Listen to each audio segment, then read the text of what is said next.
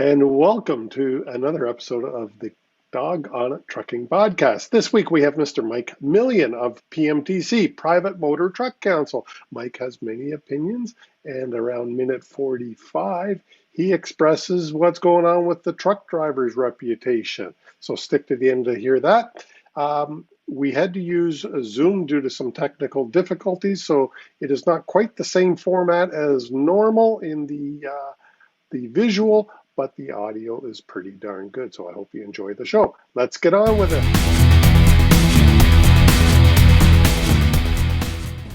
Welcome to the Dawg on It Trucking Podcast. I'm your host, Chris Harris, Safety Dog. And when it comes to trucking safety, the dog is on it. Show your appreciation for the podcast by leaving a thumbs up, a comment, a rating. It would help me so much raise the profile of this show and bring it and make it available to even more listeners. So thank you very much. I appreciate you and your time that takes. Now, let's get on with the show.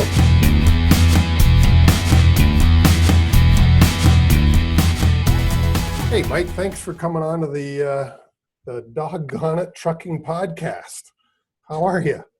Good, Chris, and thanks for having me. Glad to be on it. Well, it's unusual times right now, so I'm happy to be doing this kind of stuff. How in the hell? Or sorry, oops, cut that out. How in the heck are you finding COVID-19 working from home? It's different, that's for sure. I'm used to working remotely. Our office in Milton, I probably went to it on average about once a week. I've been there twice since the 13th of March. But what's really different is I probably work from home in my basement office on average once a week as well. In my other office was whatever hotel room I was at in whichever city I was at, as I was traveling around the country going to industry events or consulting with governments on rules and regulations. So I got off a plane on the 13th of March, coming back from Winnipeg on ELD consultations, and I have not been in a plane since. And this time of year, I'm used to traveling all over the place, so it's different. As I've told everybody, keeping busy. Everything's COVID-19 related that we're dealing with the governments on a constant basis. So the days are going quick because we're busy, but the weeks feel like months because me and probably many other people, I'm not used to sitting still in my basement for 10 hours a day on phone calls and Zoom meetings and go-to meetings and everything else. And, we're all in the same boat. When you never leave where you are, days may go fast, but the weeks, like I said, they drag. That's for sure. Well, I find the days go very fast and the weeks go fast. And I often have to ask myself, what day of the week is this one? Yeah, well, I do agree with you there. I'm never sure what day of the week it is because they all feel like the same. Other than I may drink more on Saturday at noon than I do on Wednesday. Well, okay, and of course you're referring to water you're drinking at noon, but yes, and coffee, of course. Yeah. Now, you mentioned that you just came back from Winnipeg for an ELD meeting. Is there anything that you can share about ELDs coming? Well, Transport Canada did announce, let's say the 12th or 13th of March, and it kind of got lost in everything, I believe. But Transport Canada did announce that the testing procedures are finally ready. So, oh, good. They needed the testing procedures, so the Standards Council of Canada can now put out a call for people that are interested in being the independent third-party certification body. They can now apply to Standards Council of Canada, and then the Standards Council of Canada will test them to ensure that they have everything that they need to be able to test an ELD. So the stage we are at right now is Standards Council of Canada is in the process of testing to be able to certify the independent third-party certification body, if you can follow that. It was set to probably be about May before we would have saw the first certified testing body on board. And once they were ready, then once it was announced who was available, then the ELD manufacturers would be able to submit their devices to that independent third party to test to be certified. So the way things were going before COVID hit, I think we were on pace to maybe see our first certified ELD in the market by, say, June or July of this year. And then everybody has to comply with it by June 12th of 2021. I think that's obviously going to be delayed. Transport Canada's not saying that. This is just my personal opinion, but I think that's obviously going to be delayed because all government's efforts right now are being focused on COVID-19 and what to do, and rightly so. That's the biggest priority everybody has right now. So I personally think we're going to see a delay there. They're still saying they're going to meet the June 12th, 2021 deadline. I think that's going to be difficult. I think we may have to see a extension coming out the other end, but we'll have to wait and see how things shake out when COVID-19 is done. I think before COVID-19 hit, I was on record with saying I didn't think June 12th of 2021 was feasible. So if that was my opinion before, it definitely hasn't changed any. Yeah, I agree. I think that's a tough number to hit. But I mean, I just jumped right into that, and I didn't give you the opportunity to tell us a little bit about yourself. I know before I ask you about PMTC, I know that you're in charge of PMTC, but how did you get there? What's your background? Yeah, I started out as a truck driver actually when I was 18 years old. So I grew up on a beef farm in rural southwestern Ontario. My whole family was farmers. And when I was 18 years old, my father decided he was going to sell the farm. We talked about it first, but I was a kid who grew up on the farm who had hay fever and asthma. So I actually spent quite a bit of time in hospitals when I was a kid because I'd still want to go out and help do hay, straw, whatever else, and then that would trigger my asthma, and there we would go. So it was pretty obvious I wasn't going to be able to farm and remain like healthy and alive. So when Dad sold the farm, I went away to truck driving school. There was a truck driving school around at the time called Mervillers in Cambridge, and I went there, got my license, and I spent 3 years for a local livestock hauler. So I stayed kind of in the farming background and drove for him for 3 years. Then I went into long haul for 5 years and hauled refrigerated and general freight. 48 states and 6 provinces that I ran long haul for. And after doing that carrier that I was at opened a driving school. And I actually went to work as a certified driver trainer for that school for 2 years. And then the school moved a couple hours away from where I was. So I stayed at our office in Exeter. The company was called Berry Transport. Stayed at our office in Exeter, and I worked in safety compliance training, taught their orientation for 3 days of the week. And then I went down to the school and worked the additional 2 days of the week down there. So I spent 9 years with them. They went into bankruptcy, unfortunately. And then I entered the private fleet industry. I went to a fleet called the Hensel District Cooperative, and I spent 12 and a half years there looking after safety, compliance, training, and maintenance for their fleet. Fleet grew from 40 trucks to 160 in the 12 and a half years I was there. It's a fairly big agriculture cooperative. While I was there, I got involved with the PMTC on their board of directors. Actually, my introduction to the PMTC, I entered us in the Fleet Safety Awards, and we won it twice, and went to their conference, and that was our introduction. And then I joined as a member, and I was a member for 8 years. Was on the board of directors for 3 or 4, and in 2015, Bruce Richards, well, I guess he announced he was retiring. The current president at that time, Bruce Richards, announced he was going to retire, and I put my name in the hat, and I became the president of this association in January of 2015. So that's my, I guess that's a thorough background for you. That's from beginning to end, or I guess not end, beginning to current. Well, that's pretty cool, though. So, PMTC, exactly what is it? I know it's Private Motor Truck Council, but what does it do?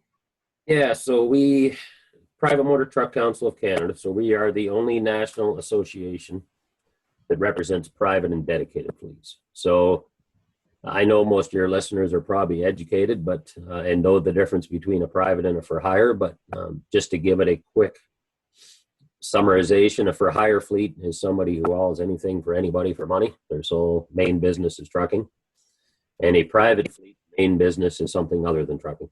So and I'll give a few examples: a Home Hardware, a Coca-Cola, Tim Hortons, Praxair, Labatt's, Molson Coors, Superior Propane, those types of companies. So their main business is something else, but they have a large fleet of trucks to get their product or service out to their end user, which is their customers. So that's mainly who we represent, is private and dedicated fleets. We've been around since 1977. And our main goal is two or three things. We consult with governments on a regular basis, both federal and provincial, and try to ensure that rules are shaped and formed in a way that helps not only our members, but I also think in a way that helps the industry as a whole. And our second biggest job, I think, would be keeping our members up to date on what is going on out in the industry. So keeping them educated. A lot of private fleets, different than a for hire fleet, a lot of private fleets will not have a full-fledged safety department, right? Because they're not just a trucking company. Their safety manager may also be in the warehouse at times and look after distribution and other stuff. So because of that, I think a large part of our role with those private fleets is it's constantly making sure they have access to the information without having to look through magazines, websites, whatever else. So we flip the information to them on a constant basis through emails and news briefs and that sort of thing. So I think that our second goal is keeping them up to date on what's going on. Being involved in these stakeholder consultations helps as well, because it allows us to know kind of what's happening before it happens, which allows us to keep our members up to date on what's going on. And then provide them with educational opportunities, so our conference, seminars, those types of things. So I think Well, so you consult or act as an industry voice to government, because you mentioned ELD. Yep. So you're invited to sit at these meetings to give impact, how ELDs are going to affect private fleets. Is that your role? Well, and it's not just, we consult on all sorts of rules and regulations, right? ELDs, we did mandatory entry level training, like trip inspections, any rule and regulatory change that the government is thinking of making. In a lot of cases, they will consult with industry associations.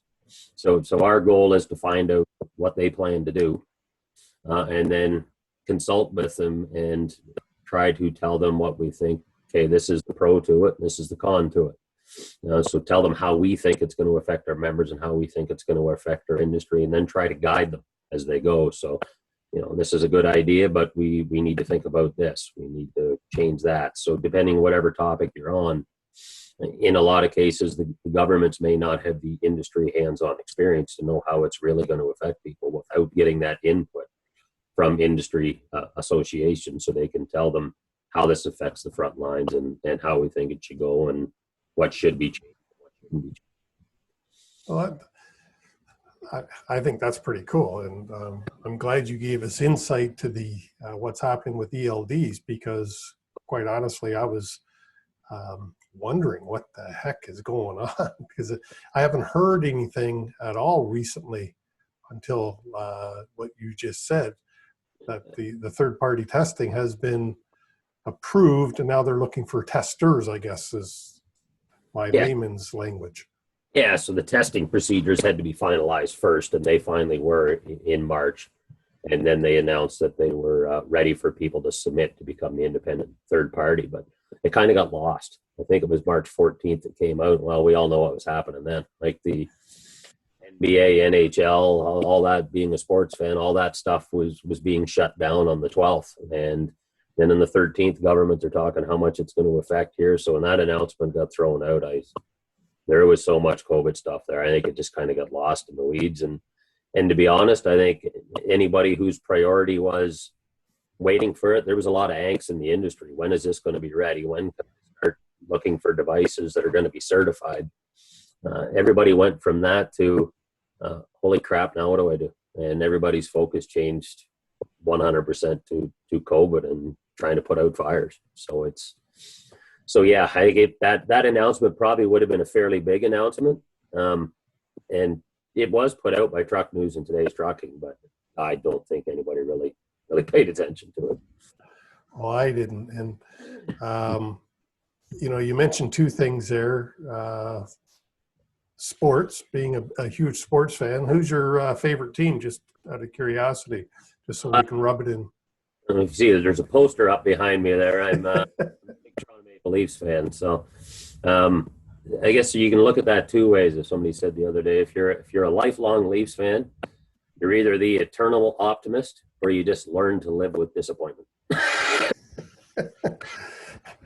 Yeah, and you were just mentioning COVID. How has COVID affected your members?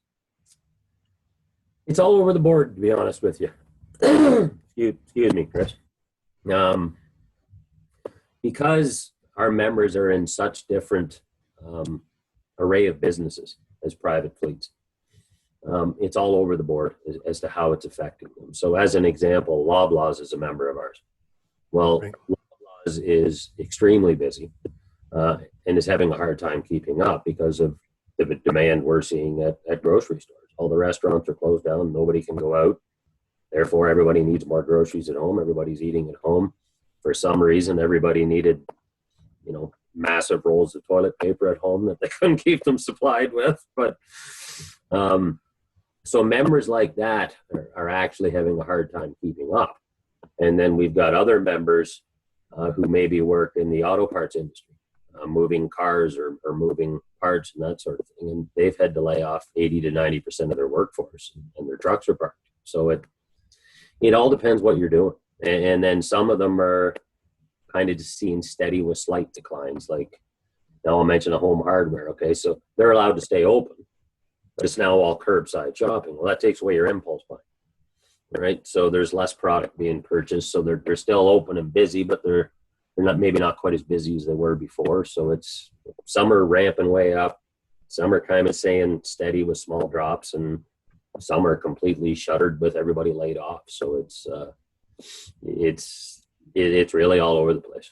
Another example, Praxair. Well, they deliver medical gas. Well, oxygen to hospitals. They're pretty busy right now, right? So that's not the only thing they do, but that's just an example. And blood services, pharmaceutical companies, they're keeping busy. So it's all over the place. I think you just described the whole trucking industry. It really depends on what area you're servicing, whether you're busy, the same, or devastated. Yeah. Yeah,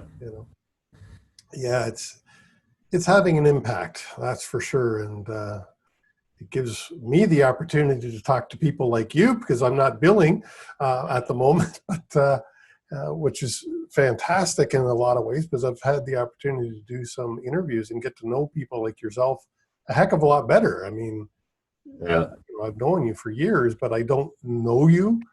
You know what I mean? Yeah, I know what you mean. But talking about PMTC, what other services do you offer for your members? Yeah, I mean, one thing we do, and then I'll move into some of the stuff we do, but I guess another thing I didn't touch on a lot is we almost act like, I tell everybody as well, we're almost like a consultant that you have on file, that for your yearly fee, you have us at your beck and call whenever you need us. You pick up the phone, email us, whatever else. We're almost like a consultant that you can use for that yearly fee that you pay. And what things people will use us for a lot, examples I'll give. Let's say they're doing something in their operations. It's they're doing logbooks or duty books. Use that as an example. And they're not sure if they're legal or if they're breaking the law.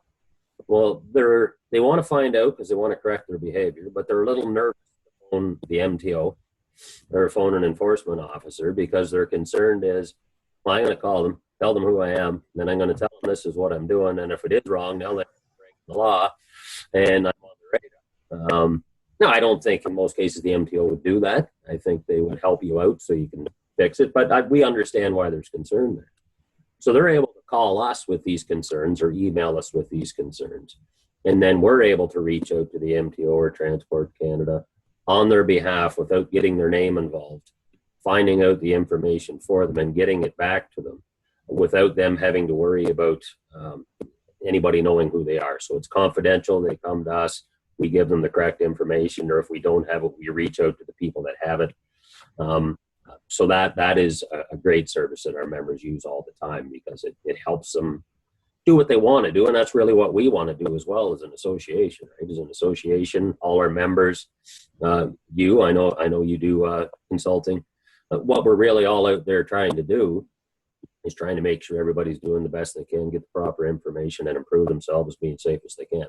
So I think that's the biggest service that organizations like ours do. Consultants like you, safety personnel, that's the biggest service I believe we provide, is helping those who actually want to do things right and want to be helped, and educating those who maybe don't know that they need to do the right thing, and educating them as to why they need to do the right thing. So I think that is the biggest thing that I think we provide. Well, and the other part of it is you are a lobby group and a resource for the government. And I think you're being a bit modest there, because I know that you help prevent the government from making bad choices by having input on these committees. Yeah, I would say at times we do. Yeah, you anybody who knows me will know I'm blunt. I say what I think, respectfully, but I say what I think, and I think that's a good thing. And if I'm in meetings and on behalf of our members, I think they're going down the wrong path, I will strongly and forcefully and respectfully tell them that I think they're going down the wrong path and you can't do this, and explain to them why. And I think associations have to do that. You have to, and as long as you do it right, to be honest, the governments appreciate it. Governments want to hear that. The governments don't want you to sit in front of them and tell them, yeah, you're great, wonderful, keep going down the road you're going, if it's not right. The governments, the people that are in charge at the governments are also trying to do what they think are right to keep our roads safe. So they want that honest feedback and input. And if you feel strongly about something, you have to be willing to argue your points, because not everybody in the room is going to agree with you. And you put 10 of us in a room to consult on a rule and regulation, you're not likely going to get all 10 of us to agree on it. Right? Yep. So stuff that is really important to you and your members, you have to stand up for and argue your points and have reasons for those points. So yeah, and that's, to be honest, one of the cool things I like about my job. When I was a driver, I was one of those people that read up on rules and regulations and kept myself educated and informed myself. And I always had lots to say, and I always wanted to get in a position where I could do it as a living and not have my wife telling me to quit telling her what to do.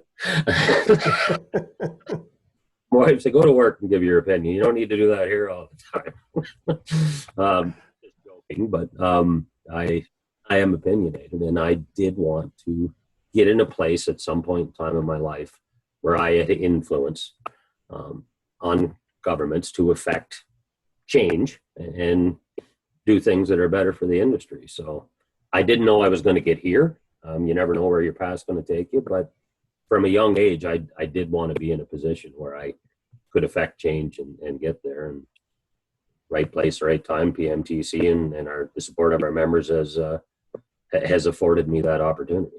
So, well, I, for one, thank you for doing what you do, because I know that you do a great job helping get the government to move in the ways that we as an industry need it. And I know you're not successful 100% of the time, but your batting average is damn good. So I thank you.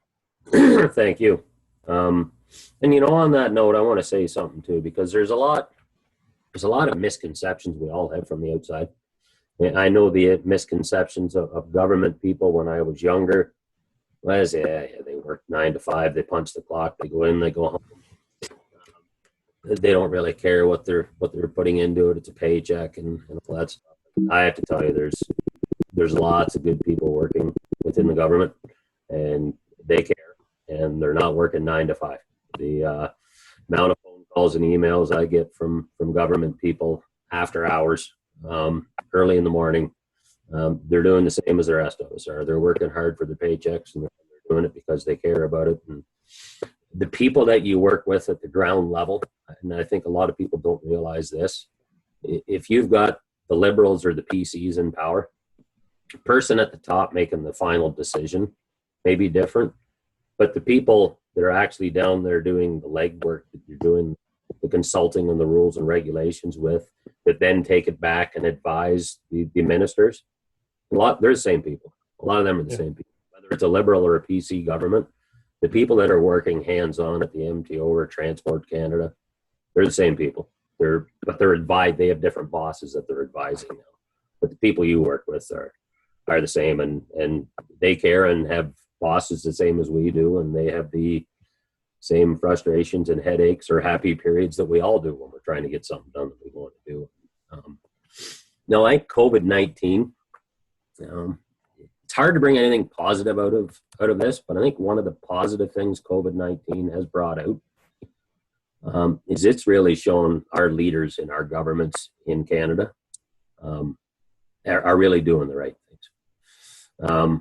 They're working hard. They're making quick decisions. They're proving when they have to and they can make quick decisions that they are. Transport Canada, right out of the gate, set up daily conference calls with ourselves and other industry stakeholders just to have conversations and talks about what was going on, and us advise them of what they needed, and us advised the other way around. Caroline Mulrooney of the MTO has had a call with us. She set up other calls. Like they're there for us. They're available to us. I've received phone calls from some of these people that I've just talked about on Sunday nights, on Friday nights, on Saturday afternoons. They are there in the trenches doing what they can to help this industry out and making quick decisions. And they've been great to work with. So I think the one positive that's come out of it is they've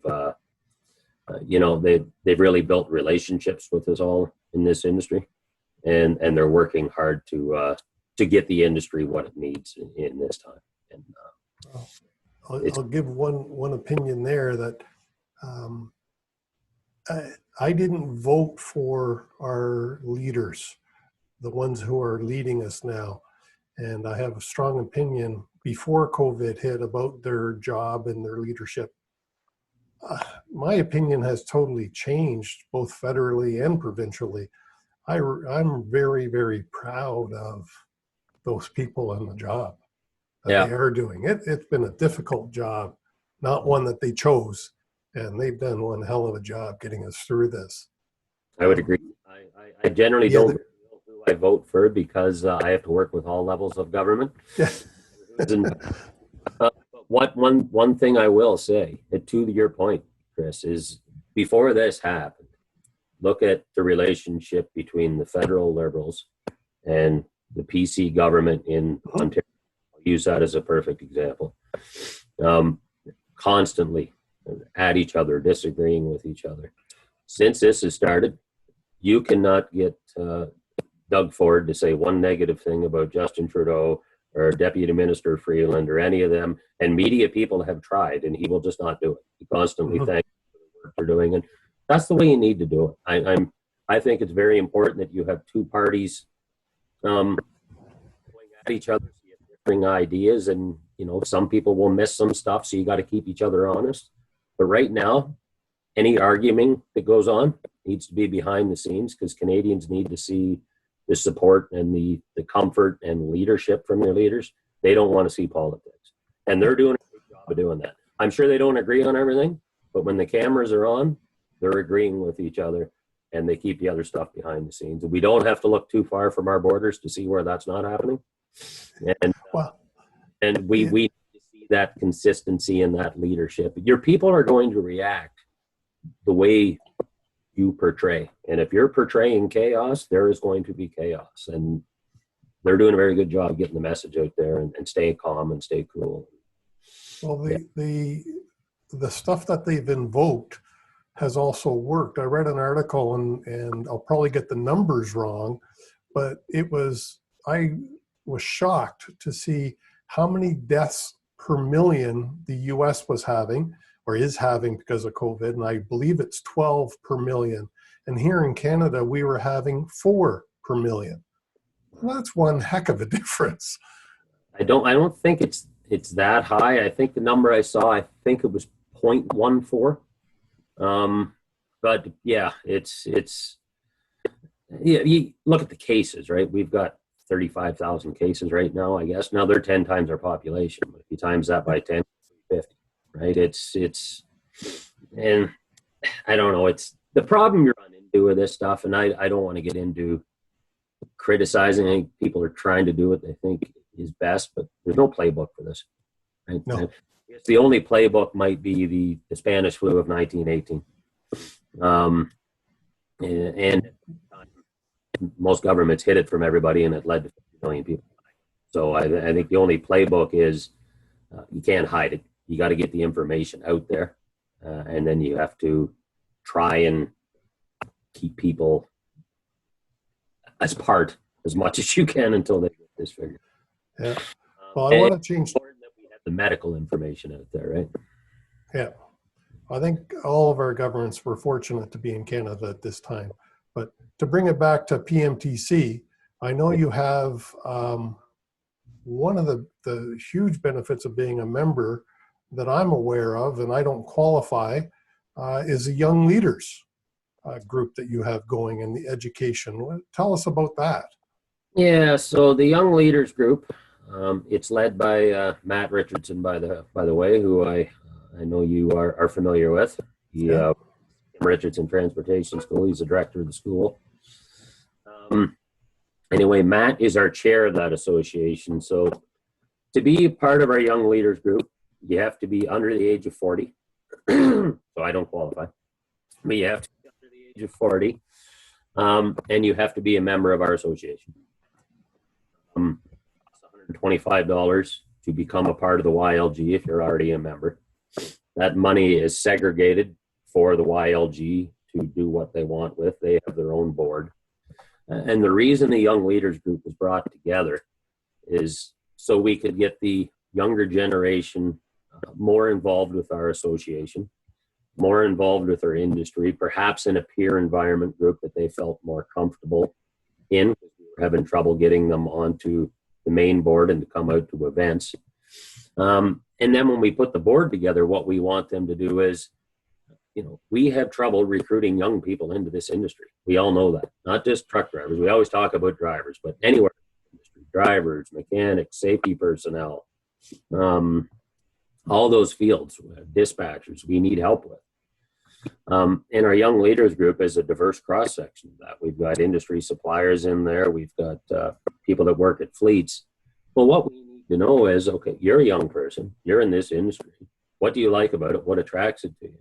And how do we need to get out there and attract 15, 16, 17, 18-year-olds to this industry? So the big reason for forming that group was to get like-minded people together, give us your ideas, get together what you think, brainstorm, and then they bring their ideas to us at a board level. We want to do this. We want to start attending job fairs. We want to make a video. We want to have an educational forum. So they bring all these ideas to us, and then we as a board look at it, look at the costs. As a main board, say yes or no, and then we send them back. And I don't think we've ever said no to them. But what we wanted was, we wanted them to tell us, because what was going on for too long was we've always told them, okay, this is what a young person needs to do. You need to change to this way and change to that. Well, it's clearly not working. So what we need to figure out is, how do we need to change so it works best, and maybe both of us meld together and change a little bit. So that was the main reason for forming it. I think it's worked fairly well. Well, I've heard real good comments from the participants on it, so I know it's working well. Sorry, what were you saying? Excuse me. There was one thing I forgot too. We also put a trial membership in about 3 years ago. So, because we had some young people come to us and who'd come to our conference and stuff and said, I'd like to get involved in your association, but my company doesn't want to spend the money to become a full member yet. But how do I get involved in this young leaders group? And they said, what about a trial membership where I could join to be a young leaders group, paid just the 125 YLG fee without my company becoming a part of it. And then I get limited benefits. So I don't get full benefits because somebody who's paying full price would be a little upset. But, you know, I get member only pricing to attend events and all this other stuff. We do it for a year. And then if I like, I can now go back to my company and say, well, this is what I've gained out of this association for a year. My year's up. I did it for $125. I want to stay part of this group. You now need to join. So it was a great idea. It was brought to us. Kimberly Buyback brought it to us at the time. So we used it. We got about 8-9 people to join as trial members that way in like a year, and 5 of them have got their companies to join. And I think that's what, so really they want to come in and be part of it. You're giving them a discounted fee for $125. And then they're selling the organization to their company, not you. So I think it worked out good for both. I didn't know that was even available. Thank you. Yeah, well, it's not something that we don't market it heavy. It's just kind of done through word of mouth. So when somebody comes out and they're interested in it, that's when we'll tell them. And maybe that's something we should change. Maybe we should market it more heavily. But it's actually, and Matt's done a good job too. And our young leaders group has grown quite a bit over the years. Driven to Lead, I think you asked me about that as well. The Driven to Lead is a 4-part educational program that is for everybody. So it's taught by Eagles Flight. It's an experiential, hands-on leadership course. I attended 2 of the 4 courses last year, and Jeremy from Eagles Flight does an amazing job teaching. It's really gets people engaged and working together. You're not sitting there for 8 hours looking at a board. You're actually working on projects in groups. It's about team building and leadership skills. This is the 2nd year we've run it. The young leaders group came to us. It was one thing they were missing. So we've got all this other stuff, but we really don't have a certificate educational experience that we can use, that we can then apply in our jobs and everything else. And it's not industry related. It's a leadership course. So they thought it would be good for the young leaders to help them learn to become better leaders. So the first year we had a lot of young leaders in it, 22 people total. This year we've got 17 in it.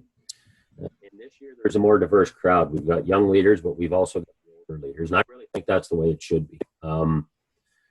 Because I said when I attended the course, this would be a great course for the young person who's coming up and learning underneath the supervisor and the supervisor to both attend the course. You get to know each other better and let your guard down and learn how to work together. So it's we're halfway through the 2nd program. So our first one was last year. It's 4 courses. We ran 2 in March, 2 in April. We were supposed to run 2 in April. We've now had to push it back to May 20th and 21st. We're monitoring COVID-19, obviously, and probably within the next couple of weeks, we'll make a decision as to whether we can still run that on the 20th or 21st of May, or whether we're going to have to push it back to June or July. Speaking of just COVID, and you just reminded me, I got invited to the fall PMTC golf tournament yesterday. So I'm hoping that we're back to normal by the fall. Yes. But the spring golf tournament, is it still proceeding? No, it got canceled, which is why you will now be getting an invite to the fall one. Normally, up until about 3 weeks ago, you probably were getting invites to the spring one. Because it was supposed to be the 28th of May. We decided just not to wait. The way the economy is, orders around the city of Toronto to not have mass events. Even if we could have legally done it, I don't think it would have been a very responsible thing to do to try and have a golf tournament on the 28th of May, the way things are. And to move it into the summer, our thought was, you know what, we already have one scheduled for September. Board's decision was, instead of moving this into July, I think we're better just to cancel, move it into the fall. And I think it was the right decision to do. People aren't really thinking about going out and golfing at an industry event right now. I think a lot of things in their mind. Yeah, no, but as I say, I was invited because one of your members that I golfed with last year at that event invited the same foursome back. And we all said yes, because it's a great event. Do you remember when the dates are? The fall one is going to be September 29th, I think. I don't have the calendar in front of me right now. Sorry to put you on the spot there, but let me see. Because, as I said, I put it in my calendar now. It was, yes, the 29th. Hey, good. I guessed that one right. All right. Yep, it is the 29th, because I'm looking forward to it. Shake off this COVID stuff and get out with some people and have some fun again. Yeah, hopefully by then we'll be able to do that. It's going to be at Glencairn and Milton's good course. We had it there last fall, so hopefully we can do it again. As you're probably aware, we had to move our conference as well. Yep. Our conference was supposed to be June 10th to the 12th in Niagara Falls. Yeah, we just couldn't wait any longer. I think it's pretty obvious that I think by then we may see things starting to open up a little bit, but I don't believe they're going to be opening it up and recommending 250 people get together in June. And to wait any longer, I think would have been a mistake. So our board voted on that as well on the 7th of April, and it's now being moved to September 8th to 10th, which is Tuesday, Wednesday, Thursday, right after Labor Day. Yep. In Niagara Falls, again, different hotel just because the dates weren't available. All our sponsors that had signed up have been given the option of either moving to the new date with us, or if they do not want to attend the new date, we're offering them all full refunds, even if they've paid, just because of the times and the date change. They might not be able to fit. Same with people that have registered. So far, we had 56 sponsors already confirmed for our event. 36 people had committed to having booths. So far, we've heard back from 15 of our sponsors, and they have all committed to coming with us. And the rest we haven't heard back from. We just sent that communication out a week and a bit ago. I'm going to guess a lot of people haven't been able to read the emails yet or talk to people that they need to talk to or figure out what their schedules are going to be. But and most of the people that register to attend are still coming. And we're also opening it up for new registrations, new attendees, new sponsorships. We've only got about 10 booth spots left, so we're hoping we'll be able to fill those. And, if the event ends up getting canceled because we still aren't clear of this in September, which I hope we are. And, my hope is that the summer's over, we get through it, we're clear of this. And what a great way to kick off the fall would be in the unofficial start to the next year. Let's get everybody together at our conference with whatever new normal is, whatever our new guidelines are going to be. But get together, celebrate what this industry has been able to come through, because I do believe we'll come through COVID. This industry is resilient. It will come through. It'd be great to get together in the fall, celebrate us surpassing the worst of COVID-19 and start to reopen our economy and get together and celebrate with each other and educate ourselves at the same time. So now, I assume that I can put the links to those two events in the show notes below. You sure can. That would be they will be in the show notes to the listeners. Just click on the links and you can go to either the golf tournament or the annual conference. Great. Appreciate that. Right. And sponsors. You're still looking for some sponsors for the annual conference? Yeah, we still got room. Last year we sold out of sponsors, but we got a bit bigger venue this year. Last year we had 40 exhibitors and 60 sponsors, and we sold out well before the event. Like I said, this year we're sitting at 56 sponsors and 36 exhibitors. I believe we've got room for about 45, so we've got spots left for about 9 people that want to display display booths if they're interested. Great. Anything else that you want to impart or say before we call this the end? No, I just think I want to say in general what I touched on before. Our thoughts are with everybody as we try to get through these unprecedented times. We're all, I think more than ever, we're all soldiering on day by day. We can't really plan a lot beyond that. I said things change minute by minute, hour by hour, day by day right now, and soldier on, one foot in front of the other, and we're all in this together, as they say, and reach back to us. I think one of the biggest things that we've been able to do for our members through this, contacts with the governments, is constantly get them information out there to help them get through what they're getting through. And our members are reaching back to us and helping us get through what we need to get through. So we're all working together, and need to keep our heads up, keep going strong, and we'll come out the other side of this, and we'll be better for it. And one thing, I mentioned before, something good comes out of everything. And I do truly believe that. There's lots of negatives, but we got to look at the positives too. And I think the one good thing that has come out of this is we in this industry have known our entire lives how important drivers are and how important the transportation industry is. And as somebody who used to be a driver, we always fought for that respect.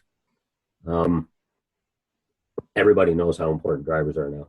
At every conference you hear, from Trudeau to Doug Ford to south of the border, Trump and his speeches, every politician at every federal and provincial level, almost at every press conference, thanks to truck drivers for what they're doing and thanks them for what they're going through.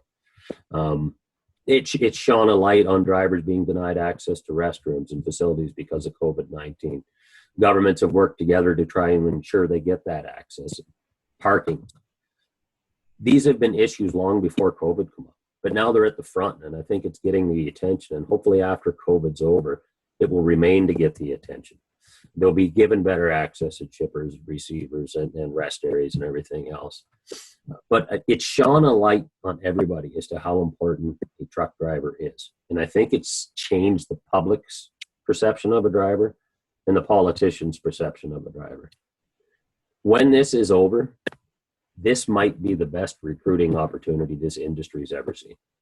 When I was a kid growing up, I respected truck drivers. I wanted to be a driver. We all thought of truck drivers as heroes of the highway. That's kind of gone away from the younger people. We're not even thought of anymore. Everybody goes to university and wants to become working in an office. Nobody wants to do skilled trades anymore. Right? This may now put this in our kids' head from a younger age and their parents' heads. When this is over, we as an industry have to take advantage of that. We have to build off of what we had. This might be the best recruiting tool we've ever got. We got to use this momentum, and we have to make sure we keep our drivers in front of the public when this is over, and continue to show the light as to how important these men and women are, and that and then change how it's perceived going forward. So I want to thank all our drivers for everything that they've done and what they're going to continue to do to put their lives on the line. They have my respect and everybody else's respect.